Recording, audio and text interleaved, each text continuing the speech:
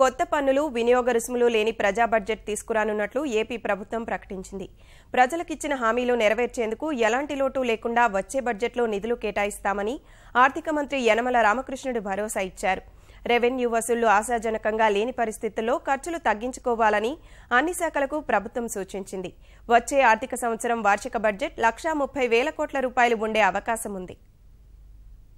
ప్రస్తుత ఆర్థిక సంవత్సరంలో 3వ త్రైమాసికం ముగిసింది. ఇప్పటివరకు ఉన్న ఫలితాలు, రాబడి, ఖర్చులపై సచివాలయంలో ద్రవ్య యాజమాన్య కమిటీ సమావేశం జరిగింది. ఆర్థిక శాఖ ఉన్నతాధికారులతో వివిధ అంశాలను ఈ సమావేశంలో ప్రధానంగా సమీక్షించారు. ఆశించిన రెవెన్యూ కంటే ఆదాయం భారీగా తగ్గినట్టు అధికారులు లెక్క తేల్చారు. అటవీ, మైనింగ్ శాఖలు ఆర్థిక లక్ష్యాలు సాధించాయి.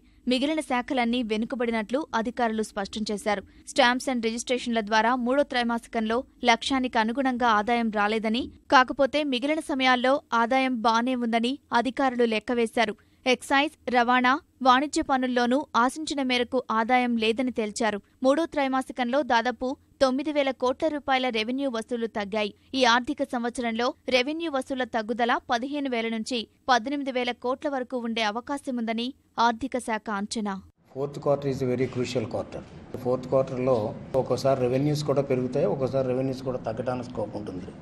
అంచేత ఒకవైపు స్టేట్ రెవెన్యూస్ పెంచుకోవాలి, మరొక సెంట్రల్ గవర్నమెంట్ నుంచి ఇంకా రావాల్సినవి ఉంటే రాబట్టుకోవడానికి అన్ని ప్రయత్నాలు చేస్తున్నాం.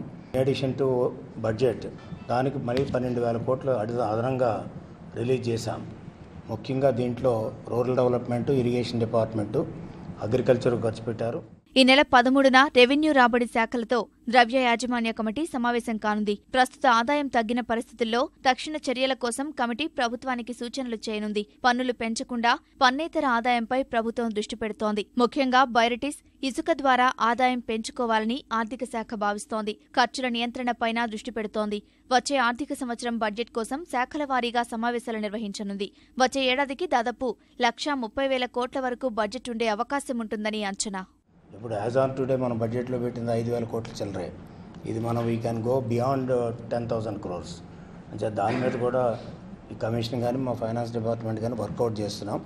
ఏ విధంగా ఈ నాన్ ట్యాక్స్ రెవెన్యూ బాగా పెంచుకోవడానికి ఎక్కడెక్కడ స్కోప్ ఉంది, ఎంత మెటీరియల్ మనకు ఉంది. ఉదాహరణకి వెరైటీస్ చూస్తే 94% డిపాజిట్స్ అన్నీ కూడా కంట్రీలో ఉండేటువంటి డిపాజిట్స్లో 94% మన స్టేట్లోనే ఉంది. అదేవిధంగా శాండ్ కూడా మేజర్ డిపాజిట్స్ మన దగ్గర ఉన్నాయి. అంటే దీన్ని ఎన్కాష్ చేసుకోవాల్సినటువంటి అవసరం ఉంది. ఇప్పుడు 4వ త్రైమాసిక ఆదాయమే కీలకం. అందుకే ముందు జాగ్రత్తగా ఖర్చులు తగ్గించుకోవాలని ప్రభుత్వం అన్ని శాఖలకు దిశానిర్దేశం చేసింది. రాష్ట్రంలో ఆదాయం పెంచుకునే మార్గాలను కసరత్తు చేస్తూనే మరోవైపు అదనపు నిధులను కోరవద్దని శాఖలకు ఆర్థిక శాఖ స్పష్టం చేసింది.